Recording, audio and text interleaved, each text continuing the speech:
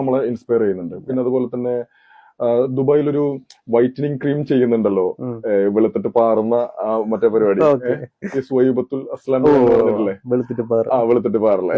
അതെ അതെ, അവരൊക്കെ ഒരുപാട് അവരുടെ അഡ്വർടൈസ്മെന്റ് എന്ന് പറഞ്ഞാൽ തന്നെ അവരുടെ ഒരു ലൈഫ് ഉണ്ട്. അവരുടെ പല അഡ്വർടൈസ്മെന്റിലും അവര് ശരിക്ക് അവര് വെളുത്തിട്ട് പാറിക്കൊണ്ടിരിക്കുകയാണ് ഇപ്പോ. അവര് നന്നായിട്ട് ഇൻസ്പയർ ചെയ്യുന്നുണ്ട് ആളുകളെ. എനിക്ക് തോന്നുന്നു പുരുഷന്മാരെ അവര് ഇൻസ്പയർ ചെയ്യുന്നുണ്ട് തോന്നുന്നു. അപ്പോ ആരും ഒതുങ്ങിയിരിക്കരുത് എന്നുള്ളതിന്റെ ഒരു ഉത്തമ ഉദാഹരണങ്ങളാണ് ഇപ്പൊ ഈ പറഞ്ഞ രണ്ടുപേരും.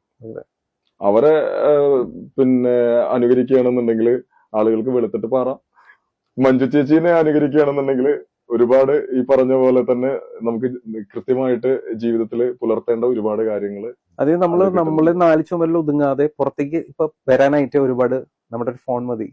തീർച്ചയായിട്ടും അത് യൂട്ടിലൈസ് ചെയ്യാനാണ് താങ്കൾ പറയുന്നത്. ഉറപ്പായിട്ടും നമുക്ക് ഒരുപാട് കാര്യങ്ങൾ ചെയ്യാനുണ്ട് അല്ലെ, ഒരുപാട് കാര്യങ്ങൾ ചെയ്യാനുണ്ട്.